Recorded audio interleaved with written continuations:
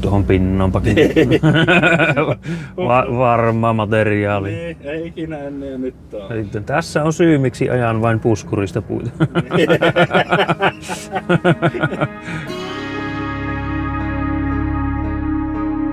Lindholmin Timo on minä ja Taveina varmaan moni tuntee täällä pöllipuolella. Ja tänään meillä on päivänä tämmönen kelirikkopäivä, että sivuteillä on tonnilaput, niin ajetaan tuosta puskurista puuta. Samalla katsotaan tuossa vähän nosturin tekniikkaa, että mitä mistäkin tapahtuu, ja käydään 6 tukkia hakemassa tuohon Iisveen sahalle ja lajitteluun se puu sinne. Näretukin kulku siitä, että miten se tuosta puskurista kulkeutuu sinne sahan lajitteluun ja sitä kautta sahan hyötykäyttöön. Nyt tullaan tähän VT75 puskuriin, eli tässä on pakkaskelillä ajettu näitä kelirikkoajan puita tähän ja vanha Joensuuntien pohjalla asfalttipohja on tässä ja pikkusenhan on nämä tiukat nämä risteykset. Kahtoon sapi tulla ja liikennettä välillä enemmän, niin tässä nyt ei enemmälti hämminkiä aiheuta tässä. Pikkusenhan tämä täältä päästä on tiukka tulla sisään. Tyhjä näkki tämä yhdistelmä, mutta kylläpä se siitä kääntyy. Otetaan Iisveen tukkia tuohon Iisveen sahalle ja pitäisi vielä olla kuorman verran tässä puita meillä. Se on useamman firman puita. Ipo puskuria ja Keitellen puskuria on tässä ja UPM ja Enson puskuria on tässä saman tien varressa. Kahtoo, että oikealle pinolle männeet. Pinot pitää merkata hyvin ja jokkaset. Ei puut sekaisin meillä tiellä. Sijoitellaanpa auto sillä tavalla, että kun nostellaan tuonne kärriin enemmälti puita, niin otetaan vähän enemmän kärriä pinolle ja itse tykkään vähän pakittaa sitten tälleen vinnoon vielä tähän, että minä nuo nostokoukut, niin tuolta nostella aina vähän paremmin kyytiin. Videollahan oli idea myös se, että saapi toiveita esitellä ja niitähän on nyt tullut jokuisia toiveita tuonne ja otetaanpa yksi täältä esiin ja katsotaan mitä on toivottu. Täällähän on kommentti tullut, että oikein hieno videon pätkä ollut ja toivomuksena olisi, että halutaan tätä nosturin käyttöä voisi selostaa vähän tarkemmin, että mitä mistäkin vivusta ja pedaalista tapahtuu ja paljonko nosturi jaksaa nostaa ja kauanko kuorman tekoon menee aikaa. Mutta aloitellaan nuista, katsotaan mitä näistä vivuista ja napista ja pedaaleista tapahtuu tässä nosturissa. Aloitellaanpa silloin käyttönapista, eli tämä on lohkojen vaihto tässä. Kun on tämmönen hydraulisesti esiohjattu nosturi, niin on alalohkolle ja sitten ylälohkolle. Alalohkolta saadaan toimimaan nämä jalkojen käyttö ja pankkoon siirrot niin aatossa kuin tuolla kärrissäkin. Ja siitäpä lähtee jalat leviämään ja levitellään jalat ensiksi ja odotellaan vähän, että ne rauhoittuu tuo jalkojen heiluttaminen ja puotetaan sitten tuo jalat alas, tuo sylinteri alas, että se tukkee tämä tukijalan maahan ja pituusen nostellaan ylöspäin, että tukkee aaton kokonaan. Silloin vaihdetaan ylälohkolle ja nostetaan koppi ylös tuolta reunimmaisesta napista. Meillä on näissä autossa yhtä autoa vaille kaikissa, niin on tämä, että saadaan napista siirrettyä noita auton kahta pankkoa tai yhtä pankkoa siirretään hydraulisesti ja tuolla on tuommoiset tangot tuolla välissä, mikä sitten siirtää tuota niin sanottua kolmostoloppaa tuolla. Ei tarvitse paakutella nosturilla välttämättä. Nostetaan nosturia tuolta ylös ja katsellaan sitten, että mitä mistäkin vivusta tapahtuu. Siellä on sitten kierrosnappi, mistä saadaan työkierrokset pialle ja pyörätetään ympäri tuosta ja otetaan kärrin pankot vähän lähemmäksi. Tässä vaiheessa kun on tukkia, niin pystyy säätelemään noita toloppia vähän pitemmälle toloppa välille, kun ei tarvi olla niin tiheällä kuin kuitupullettu tolopat meillä. Niin siitä vähän puristetaan, saadaan tuo pankon lukitus auki. Vähän vetää sitä ja aukastaan tuo No, siinäpä meille on riittävästi. Sitten laitetaan vaaka tuolta päälle meille ja vaaka yhdistyy tuo. Bluetoothilla toimii meille tuo riipukkeen vaaka tähän kännykkään.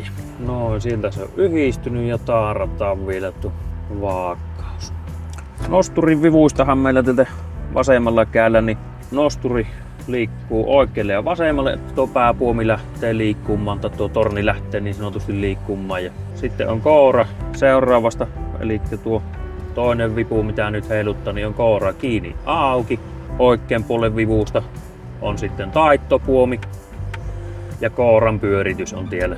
Tämäkin on makuasia, kuka haluaa pyörimään kooran mitenkin päätin. Vasemman puolen jalalla on pedaalia, kun työntää varpalla alaspäin, niin laskeutuu pääpuomi alas ja painaa kantapäällä ylös, niin se lähtee nousemaan. Ja sitten oikean puolen jalalla meillä on jatke tulloo tuolta ulos, kun varpailla työntää tuota pedaalia alas ja kantapäällä sisäänpäin, niin jatke sisään.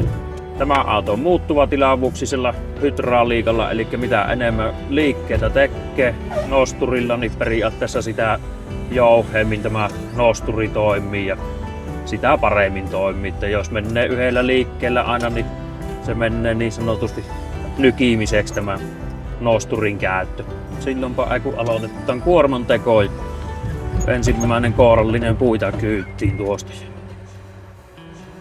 Täällä on meillä vaakan nappi tuossa, mitä peukalolla painetaan. Se punnittoo sen ja taaraa sen tuohon ja nyt voipi laskea kyyvistä poikkeen, kun 2 kertaa piippaattu vaakan, niin sieltä tuli 1096 kiloa nosti tuossa kourallisessa. Ja mahdollisimman keskelle kuorma tehdä, että se ei ole etu- eikä takapainoinen tuo kuorma, että tasainen aija. Ja sitten jos menee konepurkupaikkaan, että konnella puretaan tuo kuorma tuolla tehtaalla, niin sitten katsoa, että se on tasapainoisesti siinä nostovaiheessa se tuosta keskeltä nostaa tuota nippua, että se ei lähde kallistumaan ei aaton pielle eikä nosturin pielle. Tämähän on tämä nosturi oiva esimerkki siitä, että kun joskus moitittaa miehiä tästä, että kun ei mies pysty ajattelemaan 2 asiaa tai tekemään 2 asiaa yhtä aikaa, niin tässähän me vemputellaan montoa vipua yhtä aikaa. Kuorma tulloo kyytti. Nostotehoista oli jonkun verran kysymyksiä tullut kanssa ja en osaa nyt tarkalleen sanoa, että tämähän on 12 tonnimetrin nosturi on tämä, että paljonko hänen kapasiteetit on mistäkin asennosta nostella, mutta sanotaan, että siellä 1300–1500 luokkaa on niin kuin ne nostomaksimitehot, mitkä on niin kuin semmosia, sanotaanko, että on hyvää vielä lastata. Kuorman tekoajasta oli kanssa kysymys. Kauanko menee kuormaa tehdessä? Se on ihan täysin riippuvasta siitä, mitä puuta lastata. Että sanotaanko, että sieltä 20 minuutista tuntiin on se kuorman teko, mitä menee. Paljonhan niitä kovia juttuja kuuluu niistä 8 minuutin kuormoista, mutta en ole minä niitä vielä nähdä, enkä itse sua niin nopeasti kuormoa tehtyä, että oikein semmonen hyvä puu, mitä ei tarvi asetella hyvässä pinossa, niin sanotaanko, että siellä 20–35 minuutin luokkaa on se sijoittu kuorma. Ja enemmän painoarvoa itse lasken sille, että kuorma on siisti ja sitä on ylikiiä tuolla kylillä auton vielä vetteen. Tuommoinen oikein energiapuu, huono energiapuu, että kyllähän se äkkiä tunni ottaa sitä kuormaa tehdessä. Meillä on siellä melkein 11 tonnia puuta tällä hetkellä kyyvissä ja semmonen 16 tonnia suurin piirtein tuo kuorma tehdään tähän nuppiin ja loput tuonne perävaalle. Se L-mallin nosturissa huomioitava se, että kun meidän tulloo tuohon kuorman päälle, niin huomioitava sitten se, että se Jää vittu nosturi sen verran alas tuossa, että ei oo ensimmäisessä sillassa kiinni tuossa moottoritielle. Tässä on tuossa Kuopion moottoritielläkin muutama semmonen matalempi silta. Otettava se huomioon kuormaa tehes. Mä on kanssa nämä vivut semmonen asia, että jos joku tullut tuolla Esson baarissa kysymään, että mitä mistäkin vivusta teillä tapahtuu, niin sitä ei varmasti siinä tilanteessa muista. Tai mitenkä päin koira pyörii, kun vipu on vettä. Se on kyllä kumma homma, että se vaikka punkan pohjalta vettään tähän nosturin koppiin, niin sen jokainen vaan muistaa sitten, mitä mistäkin vivusta tapahtuu. Se on vähän niinku polkupyörällä ajot. No nyt vaihdetaan tuohon vaakassa lokeroa tuohon ja ruvetta punnittelemaan puita sitten kärri. Työturvallisuuteen huomioitava asia on tämä, että tälle talven jälkeen kun ruppee tuo aurinko meille paistamaan, niin nosturin lasit on kyllä semmonen oiva asia, että ne puhtana piettävä, että näkee tämän kuorman teotta. Nyt niin meillä on niinku vasta aurinkoon tämä kärrin lastaus. Lastauksessa paljon tätä ennakointia. Tälleen kun kourallisen viepi tänne, niin sitä jo kahtoo vähän tässä vaiheessa, että minkälaisia puita mihinkä suuntaan tyveet on seuraavassa. Kourallisessa sen kun silmät tuopi tänne pinnon, niin silloin jo suurin piirtein tietää ja sitä jo muistaa kun tässä lastaa, että missä on minkälaista puuta tuossa ja tyveet mihinkin suuntaan tuossa pinossa. Meillä ruppee olemaan sille takanipuussa on nyt 17 200. Otetaan vielä vähän siihen. 18 tonnia suurin piirtein tuo takanipuun paino. Ja mahdollisimman tasaiseksi tuo päällinen, että se riimusidonta ottaisi mahdollisimman moneen puuhun. Tämä nostokoukku on kyllä erittäin mukava kampessille. Tämä tuli markkinoille, että kun ei tarvi ennen heitellä riimuja ylite tuosta. Nyt siirrettiin alalohkolle tuo käyttö ja siirretään pankot tuonne taakse. Vähän pankkojakkoa isommalle tuosta. On mukavampi purkku. Kuorma pois kyyvistä tuolla sahalla sitten. No semmoinen. Tieltä nämä telapuut otetaan mukaan. Ei jätetä näitä tänne oottelemaan seuraavata talvea. Kaikki puu mukaan. Vähän mennovat jäässä vielä olla kuitenkin tulla muohassa.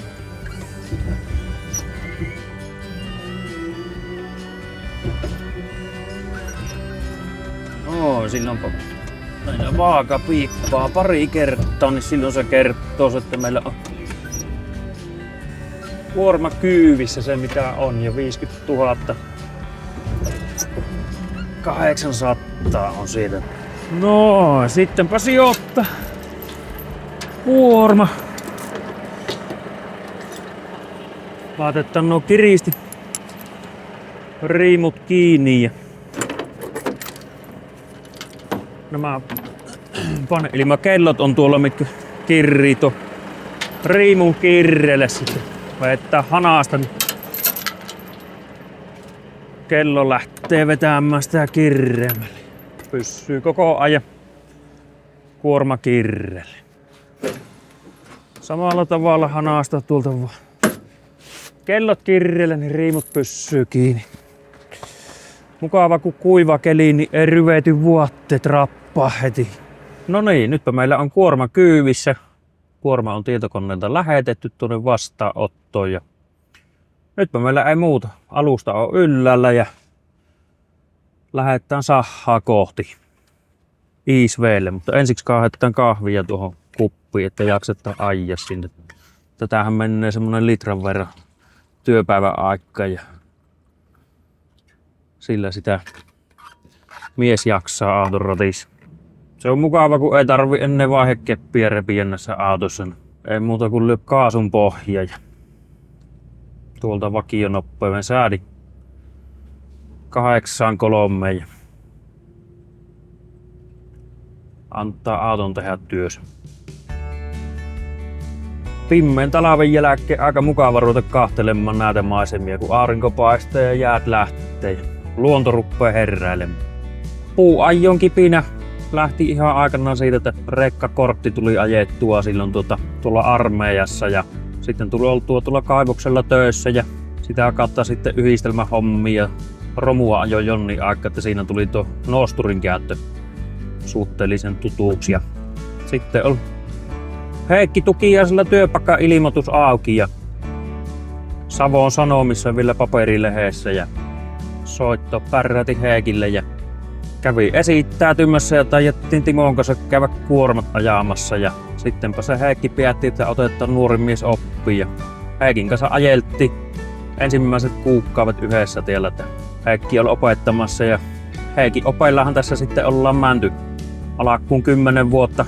Taisi olla kuljetusalalla ja siitä sen 8 vuotta ajelin puuta ja 2010 tuli sitten semmonen päähänpisto, että nyt pitää joku koulu saada loppuun käytyä ja peruskoulun lisäksi lähdin sitten ensihoitoon lukemaan ja valmistuin ensihoitoon ja 12 vuotta olin sitten tuolla ensihoidossa ambulanssissa tässä Pohjois-Savossa tuolla Koillis-Savon puolella ja 1 vuoden kävin tuolla Kainuun puolellakin ja joku kipinä se kuitenkin tänne vaan auton rattiin veti vuosia ja tuolla kun sitä aina metissä kulkee ja tuore kuusi tukkipino, närepino ohi kun kulkee ja siinä se tuoksu on kohdalla, niin kyllähän se vaan ruppee kämmeniä kutkuttamaan, että pitäisi Volvo saada kässiin ja mehtään päästä ajamaan ja siitäpä se sitten ajatus lähti haatumaan ja kipinä oli vähän hävinnyt tuolta ensihoidon puolelta, että ei ennen niin mukavata ollut se työnteko ja semmonen joku palo siitä puuttu, niin sitten se tuo Tukiais Timo sai puhuttua minut tänne, että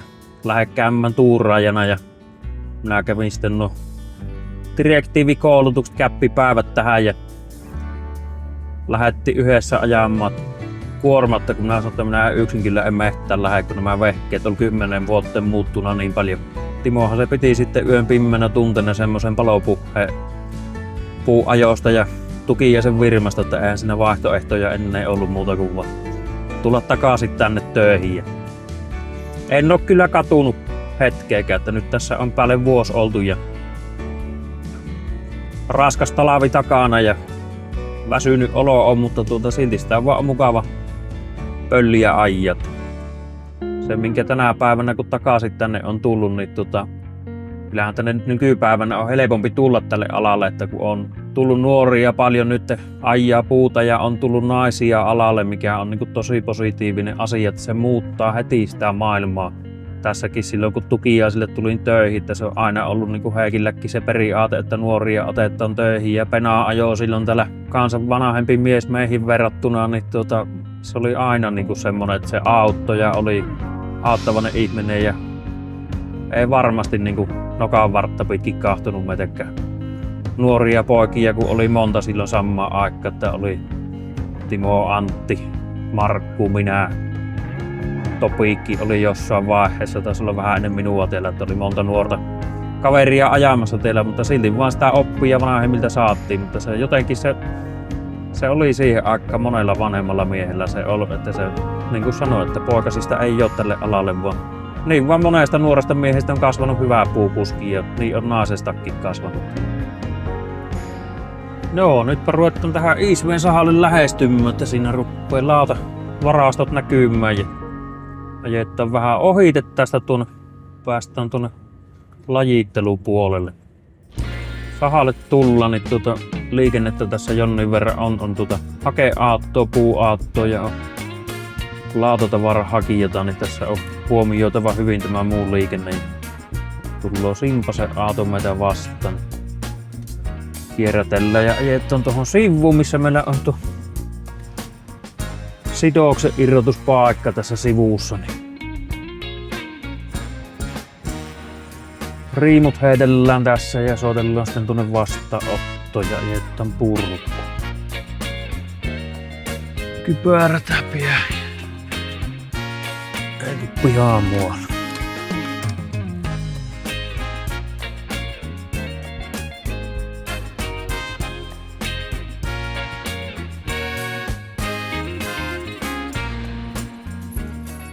Tässä nämä sidosriimuset otetta sahalla tässä omalla paikallaan poikkeen kuorman päältä ja laitetaan takaisin telineeseen nämä siisti nippu, että saapi nosturilla uudelleen nostettua. Seuraavalla kuormalla taas tuosta poikkeen. Sitten kun on riimut telineessä, niin otetaan tuohon vastaanottoon kuormatiiot ja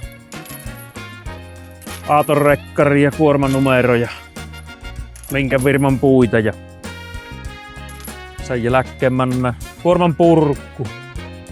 Oma purku on nosturilla tiellä. Pöytä, että täällä ei oo konepurkua. Tuohon puikkarin punottan tuo riimu siististi tuolle. Samaan mittaisilla lenkeillä aina tuohon, niin se lyhenee koko ajan, niin se se on ajon aikana menemään solmuun ja pysyy nätisti ja nousee sitten nosturilla, kun se tuosta kouralla nostetaan, niin se lähtee nätisti tuosta punoukselta. Huomioida tuo riimun veto tuosta, että menee aina vähän sivuun, että talvella varsinkin sillä lunta ja jäätä tulla vielä, että ei mitään tipu itsensä päälle tuossa. Eikä toisten pian. No niin. Sepä on soitettu lajitteluun, kerrottu kuorman numeroja, rekisterinumeroja, minkä firman puita ja jätän tuohon lajittelupöydän viereen ja ruvetaan tämä näreet, tukki ja pöytä. Ollaan Iisveden metsän sahalla. Minä olen Riipisen Eero ja vastaan tämän sahan puuhuollosta. Niin kuin suurimpaan osaan suomalaisia teollisuuslaitoksia, niin puuthan on tullut vesiteistä ja sen takia ollaankin rannalla, nimenomaan Iisveden rannalla. Mutta se on loppunut jo kauan sitten ja tällä hetkellä kaikki puu tulee sitten kumipyörillä. Täällä ollaan oltu 101 vuotta. Silloinpa ruvetaan kuorman purku. Joo, eli se purkaa tuohon pöydälle ja sitten Kiramo nostaa sen tähän lajitteiden silmien eteen. Tässä tapahtuu laadutus. Osa laaduista sitten lenkous esimerkiksi niin menee sitten ton automaatin mukaisesti, mutta sitten lahoa ja muita tämmöisiä vikoja, mitä silmillä havaitaan, niin lajittelija poistaa. Puu menee sen jälkeen tuohon 3D-mittarille, missä mitataan puun tilavuus. Ja sen jälkeen röntgenmittarille mitataan puun kuoreton läpimitta. Ja näiden jälkeen niin se voidaan sitten tuolla aikanaan, kun se käänteestä lähtee tuonne tukkiradalle, niin se tippuu sitten oikeaan lokeroon läpimitan ja pituuden mukaan. Ja nimenomaan kuorettoman läpimitan mukaan. Sitten kun se on mennyt tonne omaan lokeroonsa, niin pyöräkone nostaa sen siihen kasaan, missä on kyseistä tukkiluokkaa. Ja aikanaan sitten tukkiluokka kerrallaan niitä tuonne raahataan tuonne sahan syöttöön. Yhden päivän aikana tässä menee keskimäärin 1500 mottia puuta. Tässä on tässä Iisveden sahalla mukava kesäiltana kuormapurkka. Tuolla vastarannalla näkyy auringonlasku ja puita mättää tuohon pöytään, niin on tuo järven ylite ihan nätin näköinen maisema siinä. No meillä tärkein markkina on Alppimaat ja erityisesti Pohjois-Italia, mutta kauimmillaanhan sitä menee niin kuin monella muullakin suomalaisella sahalla niin Japani. Viennin osuus vaihtelee 85 ja 90% välillä. Vientivetoinen ala. Puuta tulee sekä omasta hankinnasta, sitten vieraspuuna ja kyllä meille omassa hankinnassa etenkin on tärkeää se, että autoyrittäjät, jotka meille ne puuta toimittaa, niin ne on luotettavia, että niiden kanssa on hyvä pelata. Tiedetään mitä tapahtuu, milloin tapahtuu ja varmasti tapahtuu. Mutta yksi erittäin tärkeä homma, mikä niin kun nostaa enemmän ja enemmän päätään, niin on vastuullisuus ja sen ympärille tulevat asiat. Pyritään sitä hommaa niin pitämään kyllä siinä sitten koko ajan enemmän ja enemmän niin framilla. Kyllähän sen itse työn tekee nämä kuljettajat. Suurin osa on kuljettajia, toki yrittäjät itsekin tänne ratin takana on ja puuta tuo paljon, että terveisiä mitä sinne haluaa antaa, ne pidetään mielessä turvallisuus, hyvät toimintamallit. Jos ei tulla milloinkaan ollaan suunniteltu, niin ilmoitetaan tänne ja tietää ja osataan varautua ja rehti yhteispeli. on minun mielestä tärkeä homma, että pelataan yhteen hiileen, niin täällä hommat sujuu silloin kaikkein sujuvammin.